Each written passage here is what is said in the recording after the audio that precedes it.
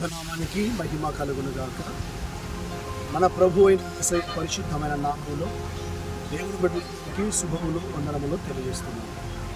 దేవుని పరిశుద్ధ బైబిల్ గ్రంథములో నుండి కీర్తనలు 23వ కీర్తన మొదటి వచనం.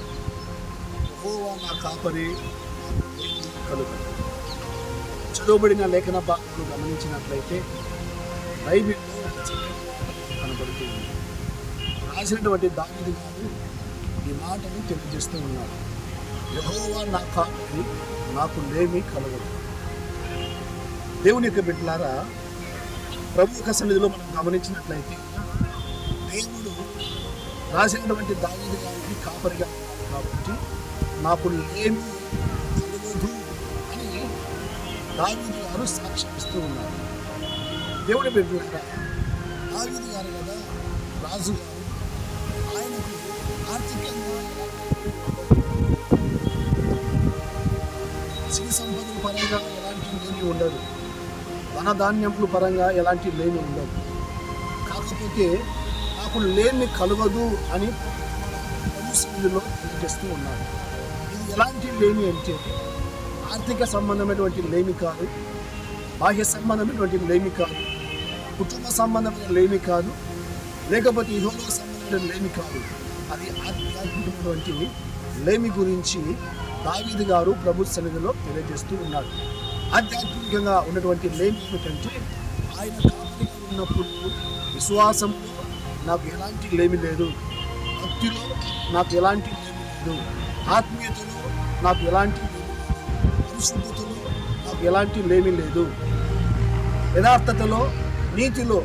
సో ఈ రీతిగా దేవుడు దావీదు గారికి కాపరిగా ఉన్నంత వరకు ఆధ్యాత్మికంగా భక్తిలో ఎలాంటి లేమి కలగదు. ఎందుకంటే ఆయన కాపరిగా ఉన్నాడు కాబట్టి సమృద్ధికరమైనటువంటి ఆహారాన్ని, ఆత్మీయ ఆహారాన్ని యేసుక్రీస్తు ప్రభుల వారు దావీదు గారికి ఇస్తూ ఉన్నాడు. కాబట్టి ఎవరైతే ఆధ్యాత్మికంగా దేవుని యొక్క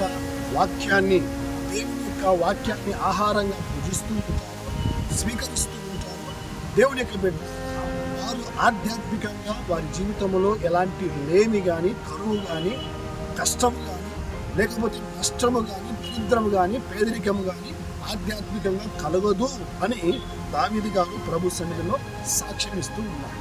దేవుని యొక్క బిడ్డలారా, ఈనాడు అనేకులు లోకపరంగా ఉద్యోగంలో, వ్యాపారంలో, ధనములో, ధాన్యములో, ఆస్తిలో, ఐశ్వర్యములో, వ్యాపారంలో, ప్రతి విషయంలో కూడా ఆస్తిలో ఉంటున్నారు. కానీ ఆధ్యాత్మికంగా ఎంతో మంది లేమిలో ఉంటున్నారు. కారణం ఏంటి అంటే వారికి సరైన కాపరి లేడు. దేవుని యేసుక్రీస్తు ప్రభుల వారిని వారు కాపరిగా ఎంచుకోలేదు. కాబట్టి వారు ఆధ్యాత్మికంగా ఎదగలేక, ఆత్మీయంగా ఎదగలేక, సరైనటువంటి వాక్యము, ప్రార్థన, విశ్వాసము, భక్తి, దేవుడు, దైవము లేకుండా ఆధ్యాత్మికంగా ఎంతో మంది లేమిలో ఉంటున్నారు. మనము అరీతిగా ఉండకూడదని దేవుని యొక్క వాక్యము తెలియజేస్తూ ఉంది. బాహ్య సంబంధంగా మనము ఎలాంటి లేమి కలిగి ఉండకూడదు, ఆత్మీయంగా మనము ఎలాంటి లేమి కలగకుండా అన్ని విషయాలలో వర్ధిల్లాలని దేవుని వాక్యము తెలియజేస్తూ ఉంది. దేవుని మాటలు మన హృదయంలో దీవించును గాక. ఆమేన్.